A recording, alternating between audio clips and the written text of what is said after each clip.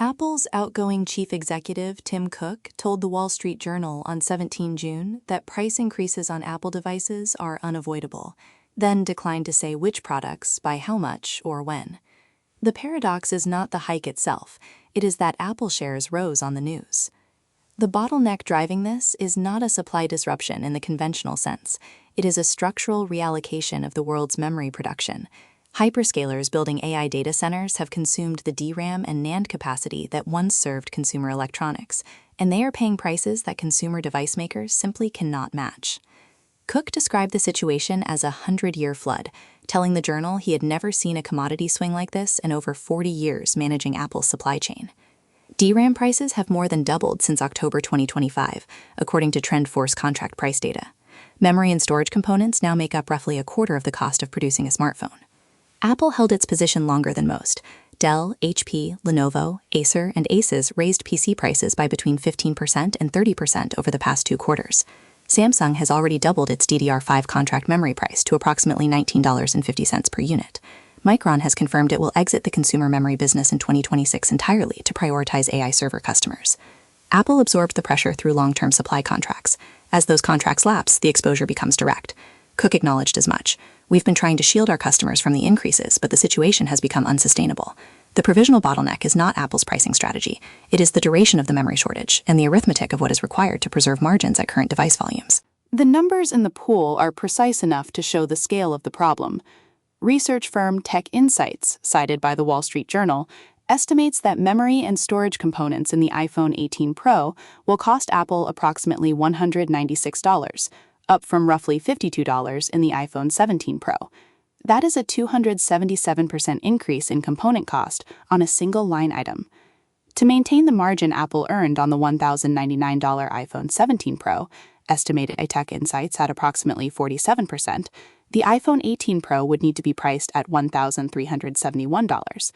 Apple's preference for standardized price points makes $1,299 the likely outcome, yielding a 44% margin. But that is the static analysis. Morgan Stanley's estimate complicates it further. If Apple were to offset higher memory costs entirely through pricing, average selling prices across the smartphone category would need to rise 34%. For personal computers, the figure is 67%. These are not forecasts of what Apple will charge. They are the scale of the problem. Cook's Mac Mini has already moved. The base model rose from $599 to $799 earlier this year, after Apple eliminated the lower memory configuration. The entry-level Mac Mini's $200 increase tracks what a 33% margin maintenance price adjustment would look like in practice. A similar proportional move on a $1,099 iPhone would produce a starting price between $1,299 and $1,399. The arithmetic is not hidden. What remains unresolved is whether Apple's customer base will pay it, or whether the price increase required to protect margins is itself the force that destroys the volume assumption embedded in Apple's current valuation. That tension runs directly into what the market did when Cook made the announcement.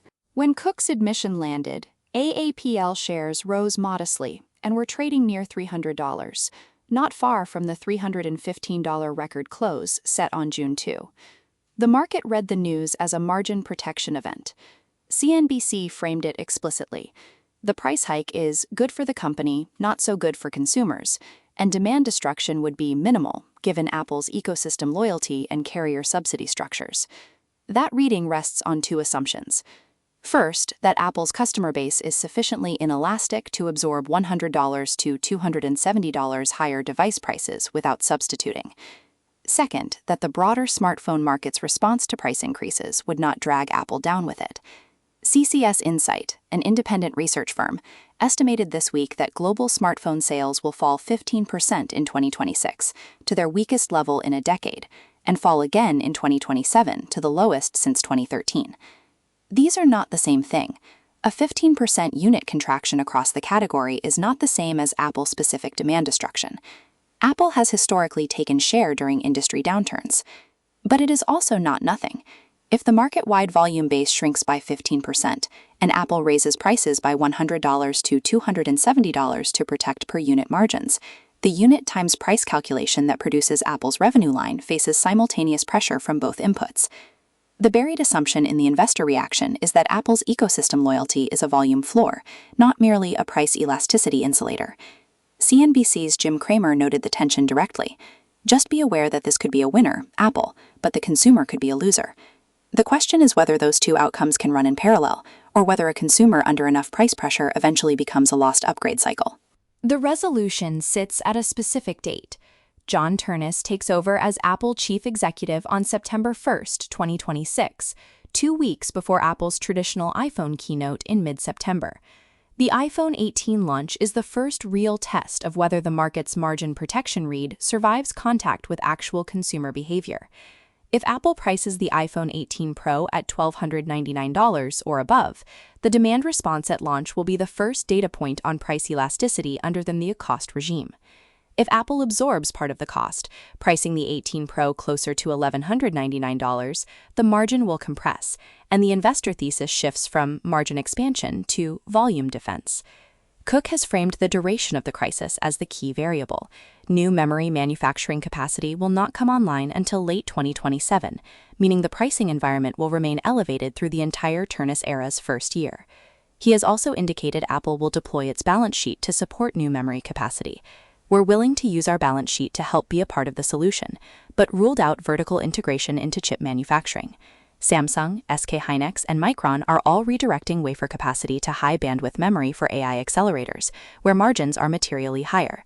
The supply wall is not breaking before 2027. The counter-evidence the investor reading must survive is this. If a 34% smartphone ASP increase is required to fully offset costs, and category unit volumes are forecast to fall 15%, a holder watching for confirmation needs to see the iPhone 18 launch data, not Cook's advance warning. The warning is the setup. September's pre-order and launch weekend numbers are the verdict. Until that data exists, the margin protection thesis is priced in. The volume risk is not. Every day after the close, we publish a market wrap and key issue analysis. Subscribe to the channel.